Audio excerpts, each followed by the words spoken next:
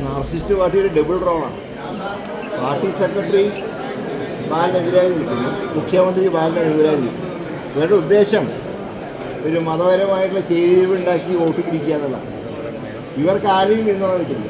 ഇവർക്ക് ന്യൂനപക്ഷങ്ങൾ ഇവർ വിശ്വസിക്കില്ല. ശബരിമലയിലെ സ്വർണം കെട്ട ആളുകളെ അധികാരത്തിൽ കൊണ്ടുവരാൻ മറ്റ് വിഭാഗങ്ങൾ തയ്യാറാവില്ല.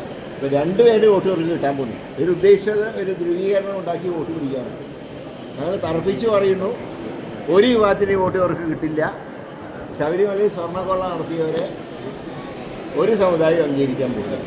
പക്ഷേ മുല്ലനബി ജമാഅത്തെ ഇസ്ലാമിമാരുള്ള ഒരു വർഗീയ സംഘടന ഈ മുന്നണിയിലേക്ക് ഒരു സ്ഥാനം അല്ലെങ്കിൽ ഒരു ഓപ്പണായിട്ട് സപ്പോർട്ട് ചെയ്യാന്നൊക്കെ പറഞ്ഞത് ശരിയായ നടപടിയാണോ? അത് ബംഗ്ലാദേശിലാണ് ജമാഅത്തെ ഇസ്ലാമി ചിലർക്കൊക്കെ വർഗീയ സംഘടനയാണ്. അവർ സഹായിച്ച കാലത്ത് ആർക്കും ഒരു അഭിപ്രായം ഉണ്ടായിട്ടില്ല.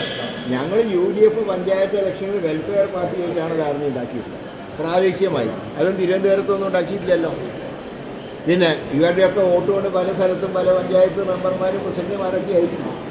അപ്പോൾ അവനവനെ എതിർത്താൽ അവരൊക്കെ മോശക്കാരും, അവനവനെ അനുകൂലിച്ചാൽ എല്ലാവരും മാന്യന്മാർ. അങ്ങനത്തെ ഒരു ഏർപ്പാട് ശരിയാണ്. കലാപങ്ങൾ പല സന്ദർഭത്തിലും കേരളത്തിൽ ചില സന്ദർഭങ്ങൾ ഉണ്ടായിട്ടുണ്ട്.